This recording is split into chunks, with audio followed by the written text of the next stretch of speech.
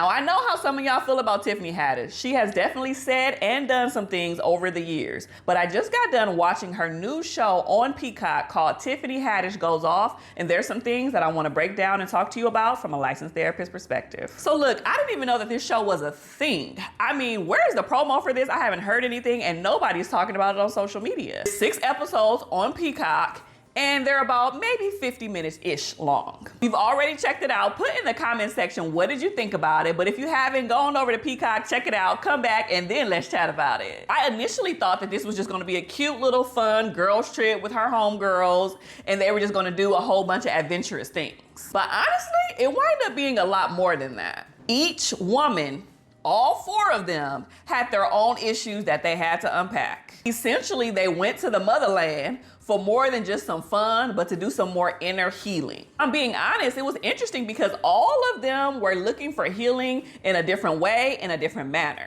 and for a different reason. I mean, it's no secret, Tiffany Haddish has a lot of trauma. She's very transparent about all of the babies she lost. She said she had like 8 miscarriages, which is a lot. She talked about her mom having mental illness and being in an institution. She talked about her dad leaving her, being in the foster system, living with her grandmother, all of these things happening to her very early on in her life. But one of the things that I noticed for sure about her is that she's looking for answers in any way that she can potentially get it. I'm talking about she went all the way over to Africa, okay? Then she was like, yeah, let's go to the Sangoma, let's do Jesus, let's do tarot card readings, she was just trying to figure things out. I'm waiting for a message from the ancestors. It was like she was hungry for something deeper. And look, y'all know I'm Team Jesus on this channel, right? So I was with Shamota. Shamota was like, look, I don't know about all of this extra ancestors and all of the stuff that y'all conjuring up and doing. Baby, I was like, I'm with you, Shamona. Like, I'm not about to be playing with these familiar spirits out here. But that's another conversation for another day.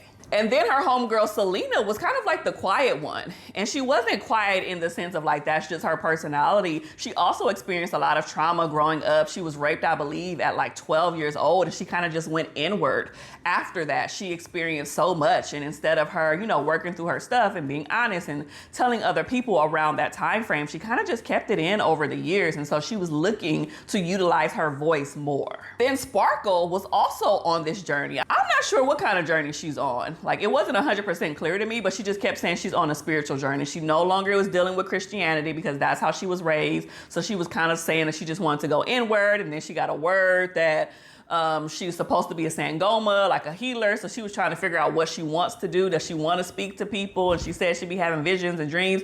I'm not sure what's happening with her, but she was also on that journey. But also the other flip side to that was like there was a lot of codependency that she had with her 19-year-old daughter. Her daughter went off to college and she went right with her. And it's just like, ma'am, you don't need to follow your child off to college. Let her live her life and have her own identity. You don't want to be those helicopter parents when your child is almost grown. And Sharmona was married, you know, and she is Sparkle's sister, but she was dealing with a little controlling spirit on her, right? And so she was unable to see it. Everybody was like, yeah, girl, you always trying to be somebody's mama. Like, what's wrong with you? And she was just like, I don't think that I'm trying to do anything. I'm just trying to be protective because I love y'all. And they were like, nah, you trying to control our every move. And you ain't got to do all that. You are not nobody's mama but your own kid back in the United States. So all of them had their issues, right? And all of them came to the surface. All of those issues came to the surface on this trip. They were gone for like 30 days. I thought that this was gonna be like maybe a 2-week trip, but they was gone away from their families for a very long time. And before we move on, it has come to my attention that only about 4 to 5% of you guys who watch my videos are subscribed to my channel. So if you are enjoying this video or any of my other ones, it would mean the world to me if you simply click that subscribe button and hit the notification button as well, because that does help me to create content like this for you every single week. So help a sister out. Now let's get back to it. Even though Tiffany talked about knowing all of these women basically her whole life, and they are some of her best friends, and they welcomed her during some of the hardest times in her life growing up, I feel like she was just longing for this community. You know, she has been outcasted multiple times and people not wanting to work with her and deal with her in the industry. So she's looking for someone where she can just be her authentic self with. Clear that she wants motherhood. It's clear that she wants to be in a relationship and a partnership, right? She talked about Common and all of that in that relationship. And she talked about how she kind of doesn't really want to get married, but she just wants partnership and she just wants to create it how she wants to create it. But I feel like that's a lie. Sis wants marriage. She's been hurt so many times by so many different dudes that she's just not really open enough to be able to receive what that would look like. Instead of her marrying a man, she went on this whole journey trying to marry herself. Now, I'm not against this. I'm not against this at all. I know people in real life currently, some friends of mine or colleagues of mine who has done like ceremonies where they make vows to themselves and commitments to themselves. I think it's a horrible idea, but it felt like they were reaching with this storyline, if that makes any sense. Like, y'all couldn't figure out something else for her to do. Now, I get the purpose of it. I think it's really important for you to make sure that you love yourself and do all of the things and make sure you good before you can give that to a partner. It was almost like it was half playful and half serious, right? Like a good chunk of the time she was like playing and just like making jokes about it. And obviously she's a comedian, so she has that flair. But at the same time, I'm like, is this supposed to be a serious thing? Because you playing too much for me, right? Like if it's gonna be serious, be serious. And there were moments where it was serious, when she was at the altar talking to herself in the mirror and she got a little choked up and saying, you know what, I'm a do right by myself this time. You know, I'm just not gonna let and accept anything. I'm going to value myself at a higher level. So it was some really powerful moments.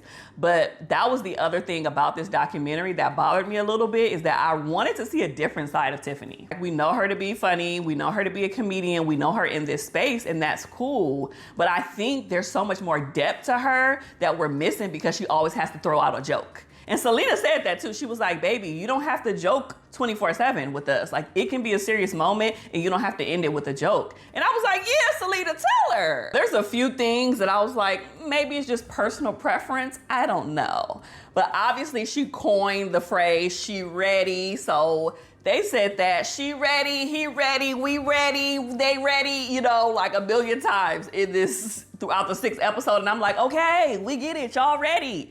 I know that's her signature thing now, but I'm just like, okay. I mean, she even has a production company called She Ready Productions. It was just a little overdone for me. One of the things that stood out to me, and she said it in a joking way, but I was like, ooh, as a therapist, there's something here. What the kids say, clock it, there's something here. So she said, and I'm paraphrasing, that there's always different voices going on in my head. And every time I experience a different type of new trauma, a new personality develops. And I was like, pause.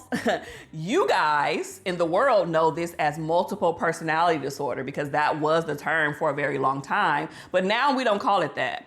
As clinicians, we call it DID, dissociative identity disorder. There may be something to this, right? I mean, her mom did suffer from mental illness. I'm not saying that she is also, but to say that and say it in a joking way, like, I don't play about stuff like that. You ain't gonna never hear me or another sane person say like, yeah, I have multiple voices in my head and you know, well, like, we don't play like that, okay? That's how people literally lose their mind. And so she said it in a joking way. She said it in a playful manner, and I get it.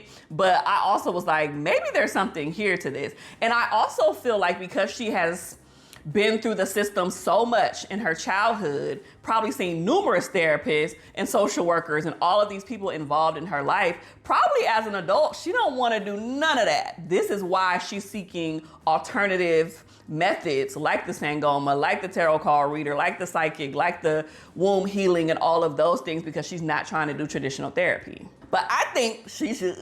And honestly, I think they all should. Now, before we end, I also kind of felt like this was an attempt at a comeback, right? Like, we haven't seen her in this space for a while. I think her and, what is it, Jason Lee, they was like posting pictures about like having a baby. Like, it was a whole bunch of stuff happening with that. That was like the latest thing that I have heard about her. So I'm wondering if this was like a way for her to come back. Packer was one of like the producers on the show, and I'm wondering if this is a way to kind of like bring her back into the media space to open up her career again. But only time will tell. We shall see. And that's why she was on a press run, because she was trying to get as much publicity for this show as possible. So thank you so much for watching another review on my channel. Please do not forget to like, comment, and subscribe, and I will see you next time. Be blessed.